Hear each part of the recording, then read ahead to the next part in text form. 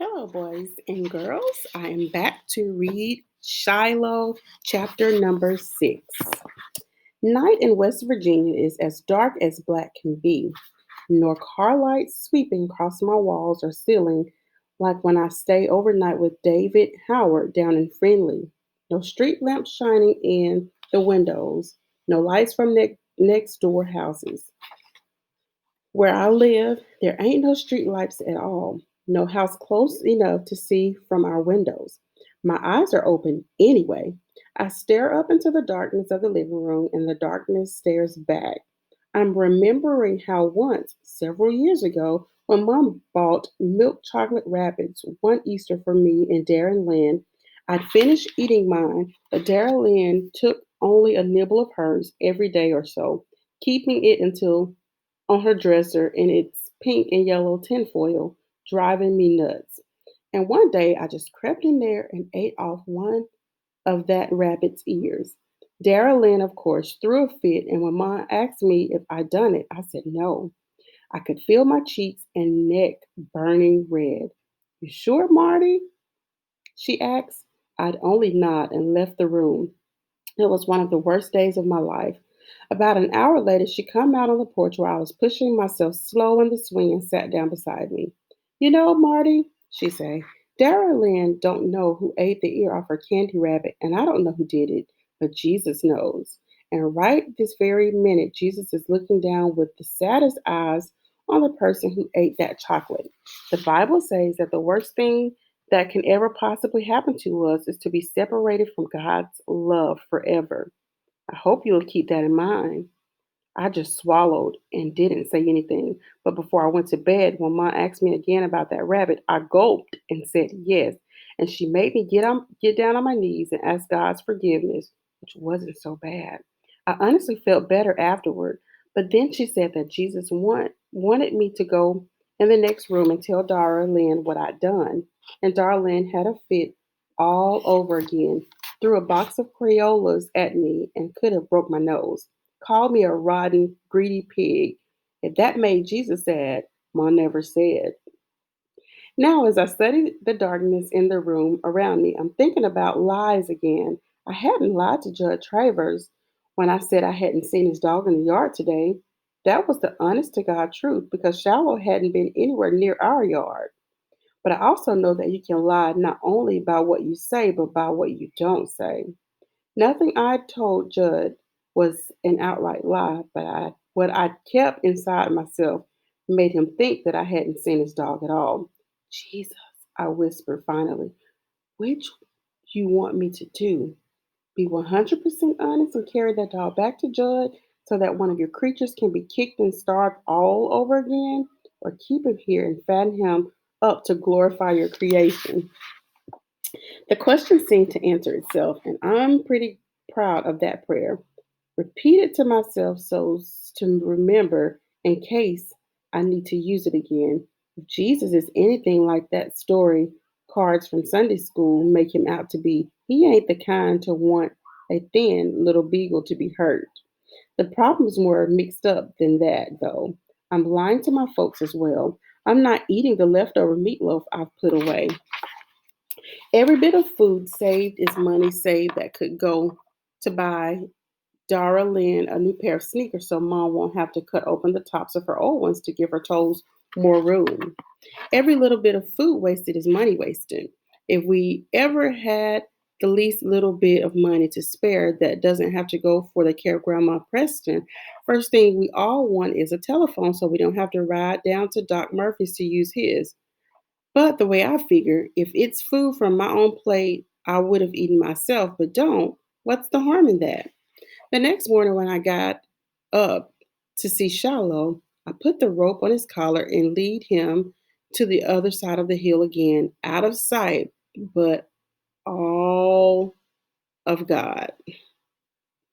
Then I let him go, and we raced and tumbled and laughed and rolled, stopping now and then just to lie in the clover, me on my back, Shiloh on his stomach, both of us panting and nuzzling each other. Don't know if Shiloh's getting more human or I'm getting to be more dog. If Jesus ever comes back to earth again, I'm thinking he'll come as a dog because there isn't anything as humble or patient or loving or loyal as the dog I have in my arms right now. We eat our Sunday meal, but by late afternoon, storm clouds roll in and the rain beats down on the tin roof of our house, streaming down the window glass, making a small pond in the side yard. I can't help staring out the window at the far hill. Will Shiloh, can he even leap that fence to try to go somewhere where it's more dry? Is he smart enough to go under that lean to I made for him? Have I built it right, away from the wind? What if he gets to howling? In 20 minutes, the rain stops, though. The sun comes out, the bird starts to sing again, all those worms oozing up through the wet mud. Shiloh's stayed where he was, trusting me that where I put him was best, being quiet like he knows his life depends on it. Marty, Dad says, going outside with a rag to wipe off his cheek. I saw Mrs. Howard yesterday, and she said David was back from Tennessee, wanting to know when you boys could get together. She said David would like to come up here someday next week. I like David Howard fine, but I sure don't want him up here. David likes the hills, always wants to play there. He's not afraid of snakes the way Darlene is. David, in fact, likes to go on the very top of that hill and then go running lickety split down it, racing to see who's first to the fence at the bottom. Likes to climb the trees up there too and play lookout. Well, I'll go down to David's tomorrow, I say. I'd rather do that. Why not do both? Ma says, coming out to throw out some mash to the hens. You've hardly seen any friends all summer, Marty. Why don't you go down to Friendly one afternoon and ask David to come up here another? There's nothing much to do up here, I say, not knowing how else to answer. It was the wrong answer. Both Ma and Dad were looking at me now. You said just the other day that you had plenty to do here, Dad tells me, wringing out his rag at the pump. Lots for me to do, but not much for David Howard, I say. A lie. That's a flat out lie. Funny how one lie leads to another, and before you know it, your whole life can be a lie. I sit on the porch, swing later, not even bothering to push it, and listen to the table being set inside. What do you figure is wrong with that boy, Lou? Dad's voice. Just being 11, I guess, Mom tells him. 11's a moody age. Was for me, anyways.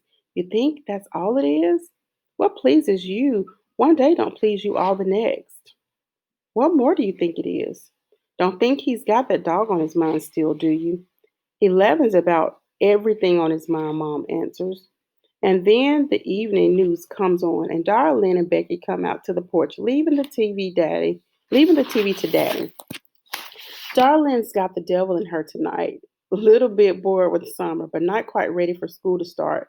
Just for a devilment, she plucks herself down beside me in the swing and starts doing everything I do. I sigh, she sighs. I rest my arms on my head. She does the same. Gets Becky doing it too, both of them laughing to beat the band.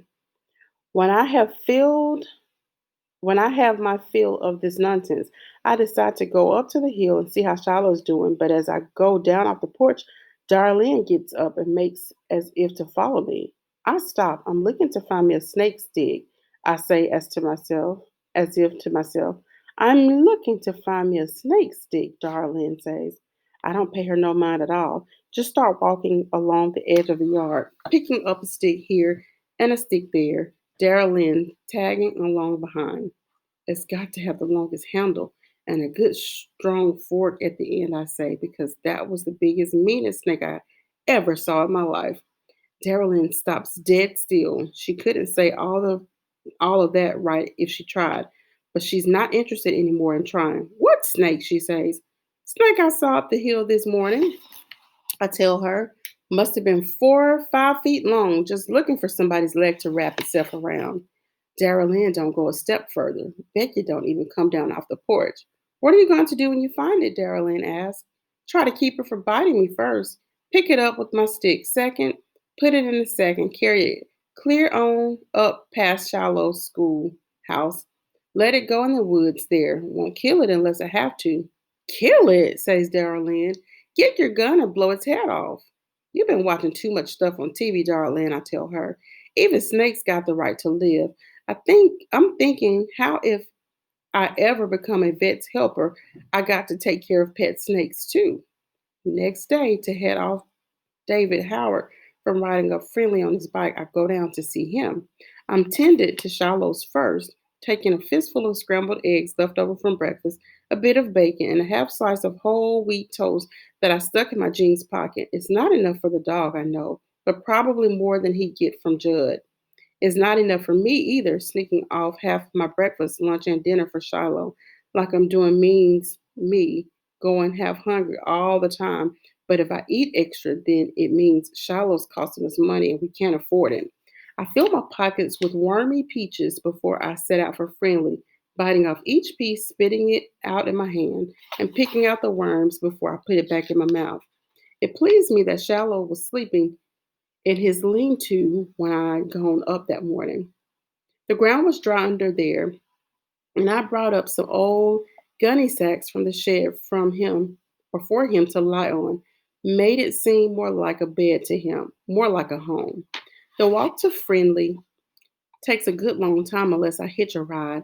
I'm not allowed to get in a car with somebody I don't know, but Dad, being the mail carrier for this part of the county, I know most everybody who goes by. The first person to come along this day, though, is Judd Travers. When I hear the sound of a motor and turn to see his truck slowing down, I turn forward again and keep on walking, but he pulls up beside me. Want a lift? He sings out. No thanks, I say. Almost there. Where you going? I couldn't think fast enough to lie. David Howard, boy, you ain't even halfway. Hop in. I know I don't have to unless I want, but if he's already suspicious about me, that'll only make it worse. So I get in. See my dog yet? First thing out of his mouth. I've been looking all over the roads, I tell him in answer. No beagle. Well, I don't think he'd stick to roads, Judd says. Not a dog as shy as him. Shy as a field mouse, except when he's around rabbits. That's what the man said who sold him to me, and he was sure right about that. How much did you pay for him? I asked. Got him cheap because he's shy. $35, worth a lot more than that as a hunting dog if I could just keep that animal home. You gotta treat a dog good if you want him to stick around, I say, bold as brass. Well, you know about it. Judd jerks his head in my direction. Then he turns the other way and spits his tobacco out the window. You never even had a dog, did you? I figured a dog's the same as a kid. You don't treat a kid right, he'll run off the first chance he gets, too. Judd laughs. Well, if that were true, I would have run away when I was 4. Far back as I can remember, Paul took the belt to me, big old welts on my back, so raw I could hardly pull up my shirt. I stuck around, didn't have any place else to go. I turned out, didn't I? Turned out how? The boldness in my chest is growing, taking up all the air. Now, Judd sounds mad. You trying to be smart with me, boy? No, just asking how you turned out. Somebody who was beat since he was 4. I feel sorry, is what I feel. Judd's real quiet a moment. The big old wad of tobacco in his cheeks bobs up and down.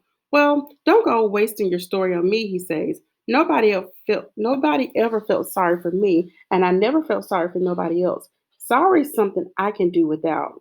I don't say anything at all. We reach the road where David Howard lives, and the truck slows down. I can walk from here, I tell him. Thanks. I get out.